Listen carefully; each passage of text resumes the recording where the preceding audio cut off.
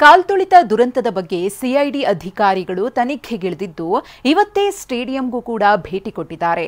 ಇನ್ನು police commissioner ಆಗಿದ್ದ ದಯಾನಂದ್ ಅವರ ಸಸ್ಪೆಂಡ್ ಬಗ್ಗೆ ನಿವೃತ್ತ ಪೊಲೀಸ್ ಅಧಿಕಾರಿ ಭಾಸ್ಕರ್ ರಾವ್ ಕಿಡಿಕಾರಿದ್ದಾರೆ.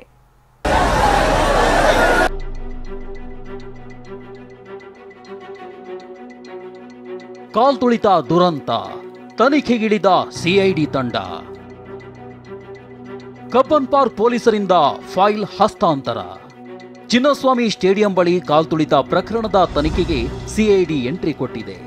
ಸಿಐಡಿಯ ವಿಶೇಷ ವಿಚಾರಣಾ ತಂಡದ ಎಸ್ಪಿ ಶುಭಾನ್ವಿತಾ ತನಿಖೆಯ ನೇತೃತ್ವ ವಹಿಸಿದ್ದಾರೆ ಎಂದು ಕಬ್ಬನ್ ಪಾರ್ಕ್ ಠಾಣಾ ಇನ್ಸ್ಪೆಕ್ಟರ್ ಕೆಬಿ ರವಿ ಸಿಐಡಿ ತಂಡಕ್ಕೆ ಕೇಸ್ ಫೈಲ್ ಹಸ್ತಾಂತರಿಸಿದ್ರು.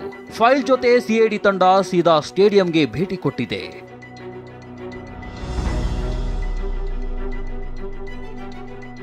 ಬೆಂಗಳೂರಿನ ಎಂ ಚಿನ್ನಸ್ವಾಮಿ ಸ್ಟೇಡಿಯಂಗೆ ಭೇಟಿ ಕೊಟ್ಟ ಸಿಐಡಿ ತಂಡ ಸಿಸಿಟಿವಿ ಮತ್ತು ಘಟನಾ ಸ್ಥಳ ಪರಿಶೀಲಿಸಿತ್ತು.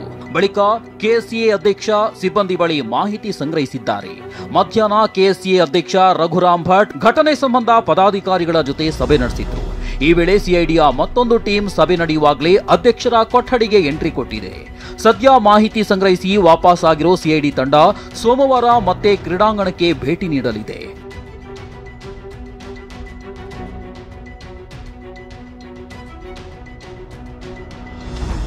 ಆರೋಪಿಗಳನ್ನ ಕಸ್ಟಡಿಗೆ ಕೇಳಲು ಸಿಐಡಿ ಅಧಿಕಾರಿಗಳು ಸಿದ್ಧತೆ.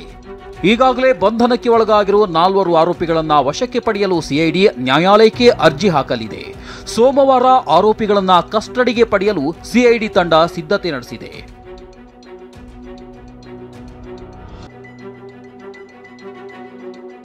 ಇನ್ನು ಪೊಲೀಸ್ ಕಮಿಷನರ್ ಸ್ಥಾನದಿಂದ ದಯಾನಂದ್ ಅವರನ್ನ ಸಸ್ಪೆಂಡ್ ಮಾಡಿದ್ದಕ್ಕೆ ನಿವೃತ್ತ ಪೊಲೀಸ್ ಅಧಿಕಾರಿ ಭಾಸ್ಕರ್ ರಾವ್ ಕೂಡ ಆಕ್ರೋಶ ವ್ಯಕ್ತಪಡಿಸಿದ್ದಾರೆ.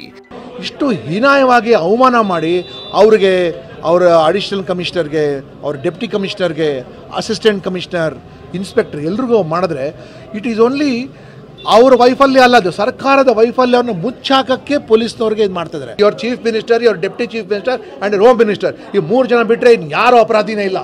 They are the it is criminal negligence. Home minister ಇಷ್ಟು ದೊಡ್ಡ ಇಲಾಖೆ ನಡೆಸ್ತಾರೆ, ಅವ್ರಿಗೇನು ಇದು ಬೇಡವಾ, ಸೆನ್ಸ್ ಆಫ್ ಅಸೆಸ್ಮೆಂಟ್ ಬೇಡವಾ ಅವ್ರಿಗೆ? ಉಪಮುಖ್ಯಮಂತ್ರಿ ಅವ್ರಿಗೇನು ತರಾತುರಿನ ಅವ್ರಿಗೆ ಅವರು ಪೊಲಿಟಿಕಲ್ ಇದಕ್ಕಾಗಿ ಅವರು ಏರ್ಪೋರ್ಟಲ್ಲಿ ಕಾಣಿಸ್ಕೊಳ್ತಾರೆ, ವಿಧಾನಸೌಧದಲ್ಲಿ ಇರ್ತಾರೆ, ಇಲ್ಲಿ ಸ್ಟೇಡಿಯಮಲ್ಲಿ ಇರ್ತಾರೆ, ಎಲ್ಲ ಕಡೆ ಕಪ್ಪಗೆ ಮುತ್ತು ಕೊಡ್ತಾ ಇದ್ದಾರೆ. ಅಲ್ಲಿಗೆ ಒಂದ್ ಕಡೆ ನ್ಯಾಯಾಂಗ ತನಿಖೆ, ಮತ್ತೊಂದ್ ಕಡೆ ಸಿಐಡಿ ತಂಡ ತನಿಖೆಗೆ ಮುಂದಾಗಿವೆ. ಆದರೆ ವಿಪಕ್ಷಗಳು ಮಾತ್ರ ಸಿಎಂ ಮತ್ತು ಡಿಸಿಎಂ ಇದಕ್ಕೆ ನೇರ ಹೊಣೆಯಂತ ಆರೋಪಿಸುತ್ತಿದ್ದು ಮುಂದೇನಾಗುತ್ತೆ ಕಾದು ನೋಡಬೇಕು. Bureau report, TV9.